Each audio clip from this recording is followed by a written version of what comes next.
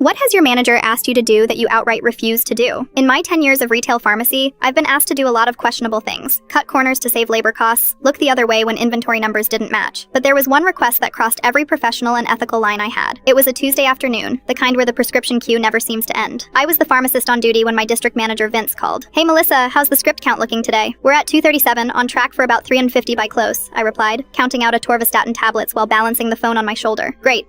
Listen, I need a favor. Mrs. Hendricks is coming in around 4. She needs her Percocet filled. I paused. "The one we denied yesterday? Her doctor hasn't sent a new prescription yet." "Yeah, about that." Vince's voice dropped. "Just fill it anyway. Use the old one and change the date." My hand froze mid-count. "You want me to forge a controlled substance prescription?" "I wouldn't call it forging, just helping out a loyal customer. Her doctor's office is closed today and she's in pain." I put down the counting tray and moved to the corner of the pharmacy where my technicians couldn't hear. "Vince, that's a felony. I could lose my license. We could both go to prison." "Don't be dramatic. Nobody checks these things that closely. The DEA does. The Board of Pharmacy does." I could feel my heart racing. Why is this customer so important anyway? There was a pause. "She's the mother-in-law of our regional VP." And there it was. Corporate politics, trumping federal law. "I'm not doing it, Vince. Not for you, not for the regional VP, not for anyone." "Melissa," his voice hardened, "this isn't a request. Make it happen." "No." The word came out stronger than I expected. "And if you ask anyone else on my staff to do it, I'll report it immediately. You're making a career mistake." "Threatening me now? That's a second thing I can report?" He hung up. I stood there for a moment, shaking slightly, before my lead tech Maria approached. "Everything okay? You look like you've seen a ghost." "I'm fine," I lied. "Just a disagreement with Vince." At 4:15,